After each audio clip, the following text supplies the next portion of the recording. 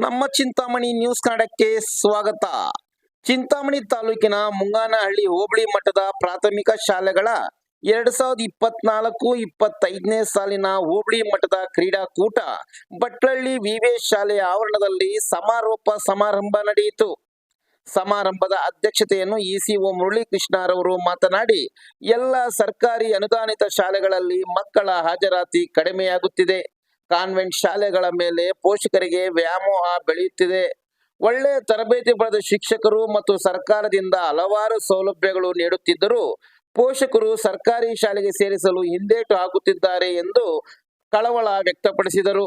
ಭಟ್ಲಳ್ಳಿ PSI Puneeth ರವರು ಮಾತನಾಡಿ, ಕ್ರೀಡೆಯಲ್ಲಿ ನಾನು ಎಂಬುದನ್ನು ಬಿಟ್ಟು ನಾವೆಲ್ಲರೂ ಎಂದು ಅಂದುಕೊಂಡು ನಮ್ಮ ಟೀಮ್ ಅಂದುಕೊಳ್ಳುವುದು ಮುಖ್ಯ. ನಾನು ಬೆಳೆಯಬೇಕು, ನಾವೆಲ್ಲರೂ ಬೆಳೆಯಬೇಕು ಎಂಬ ಭಾವನೆಗಳು ಜೀವನದಲ್ಲಿ ಅಳವಡಿಸಿಕೊಳ್ಳಬೇಕೆಂದು ತಿಳಿಸಿದರು. ಶಾಲೆಯ ಮುಖ್ಯ ಶಿಕ್ಷಕ ವಿ ಲಕ್ಷ್ಮಪ್ಪರವರು ಮಾತನಾಡಿ, ಕ್ರೀಡೆಯಿಂದ ಉತ್ತಮ ಆರೋಗ್ಯ ಸಿಗುತ್ತದೆ. ನನಗೆ 60 ವರ್ಷ ವಯಸ್ಸಾಗಿದೆ. ನಾನು ಆಸ್ಪತ್ರೆಗೆ ಹೋಗಿರೋದು ತೀರಾ ಕಡಿಮೆ.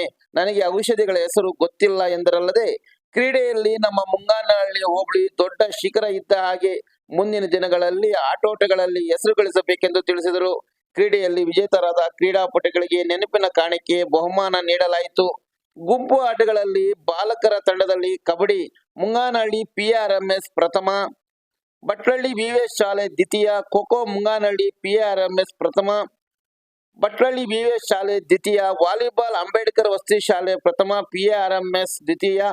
ಬಾಲಕಿಯರ ವಿಭಾಗದಲ್ಲಿ ಕಬಡ್ಡಿ ವಿವೇಶ್ ಶಾಲೆ ಪ್ರಥಮ, ಅಂಬೇಡ್ಕರ್ ವಸತಿ ಶಾಲೆ ದ್ವಿತೀಯ. ಖೋಖೋ ES ಇರ್ಗಂಪಲ್ಲಿ ಪ್ರಥಮ, PRMS ದ್ವಿತೀಯ. ವಾಲಿಬಾಲ್ NVS ಕಡದಲ್ಮರಿ ಪ್ರಥಮ, ಅಂಬೇಡ್ಕರ್ ಶಾಲೆ ದ್ವಿತೀಯ ಸ್ಥಾನ ಗಳಿಸಿದ್ದಾರೆ. ಆಟೋಟಗಳಲ್ಲಿ TPO Pakrusabi, G Narasimhappa, Puneeth Gowda, Suresh, Manjunath, D Ramesh, Kalpana, Rekha, Venkatesh, Narasimha, ತಾಲೂಕಿನ ಎಲ್ಲ ದೈಹಿಕ ಶಿಕ್ಷಕರು ಭಾಗವಹಿಸಿ ಕ್ರೀಡೆಗಳನ್ನು ಯಶಸ್ವಿಗೊಳಿಸಿದರು. ಇದೇ ಸಂದರ್ಭದಲ್ಲಿ CRP ನರಸಿಂಹಪ್ಪ, ಹೋಬಳಿ ಮಟ್ಟದ ಎಲ್ಲಾ ಶಾಲೆಯ ಮುಖ್ಯ ಶಿಕ್ಷಕರು, ಸಹ ಶಿಕ್ಷಕರು, ಕ್ರೀಡಾಪಟುಗಳು ಭಾಗವಹಿಸಿದ್ದರು. ಕ್ರೀಡೆ ಅನ್ನೋದು ಏನಿದೆ, ಇದು ನಮ್ಗೆ ಆಬ್ವಿಯಸ್ಲಿ ನಮ್ಗೆ ಖುಷಿ ಕೊಡ್ತಾ ಇರುತ್ತೆ. ಅದು ನೋಡೋಕೆ ನಮ್ಗೆ ಖುಷಿ ಕೊಡ್ತಾ ಇರುತ್ತೆ. ಬಟ್ ಈ ಒಂದು ಕ್ರೀಡೆಯಲ್ಲಿ ನಾವ್ ಏನ್ ಕಲಿತೀವಿ ಅಂತಂದ್ರೆ, ಒಂದು ಫ್ರೆಂಡ್ಶಿಪ್ ಮಾಡೋ ಅಂತದನ್ನ ಕಲಿತೀವಿ. ನೀವು ಬೇರೆ ಅಲ್ಲ ಅನ್ನೋದು ಕಲಿತೀವಿ.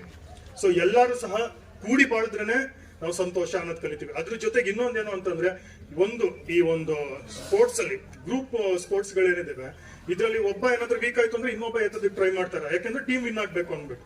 ಹಾಗೆ ಇನ್ನೊಬ್ಬ ಏನಾದ್ರು ಸೋಲ್ತಾ ಇದ್ದಾನೆ ಅಂದ್ರೆ ಇನ್ನೊಬ್ಬ ಗೆಲ್ಲಿಸ್ಬೇಕು ಅನ್ನೋದು ಟ್ರೈ ಮಾಡ್ತಾರೆ. ಸೊ ಇಲ್ಲಿ ಏನಾಗುತ್ತೆ ಅಂದ್ರೆ, ನಾನು ಅನ್ನೋ ಒಂದು ಈಗೋನ ಬಿಟ್ಟು ನಾವೆಲ್ಲರೂ ಅನ್ನೋದು ತುಂಬಾ, ನಮ್ಮ ಒಂದು ಟೀಮ್ ಅನ್ನೋದು ತುಂಬಾ ಮುಖ್ಯ ಆಗ್ತದೆ. ನಾವೆಲ್ಲರೂ ಬೆಳಿಬೇಕು, ನಾವೆಲ್ಲರೂ ಗೆಲ್ಲಬೇಕು ಅನ್ನೋ ಒಂದು ಇಂಟೆನ್ಷನ್ಸ್ಗಳು, ಈ ಒಂದು ಮಾನಸಿಕವಾಗಿ ಈ ಒಂದು ಭಾವನೆಗಳು ವೃದ್ಧಿ ಆಗ್ತಾ ಬರ್ತವೆ.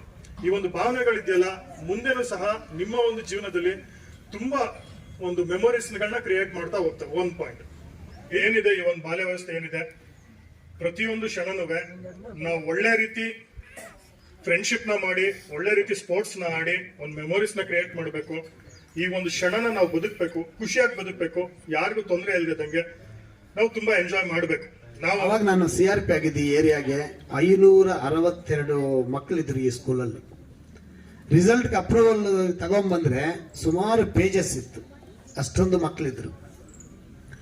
ಏನು ಮಾಡೋಕ್ಕಾಗಲ್ಲ. ಎಲ್ಲಾ ಶಾಲೆಗಳಲ್ಲಿ ಇವತ್ತು ಸ್ಟ್ರೆಂತ್ ಕಡಿಮೆ ಆಗ್ತಾ ಇದೆ.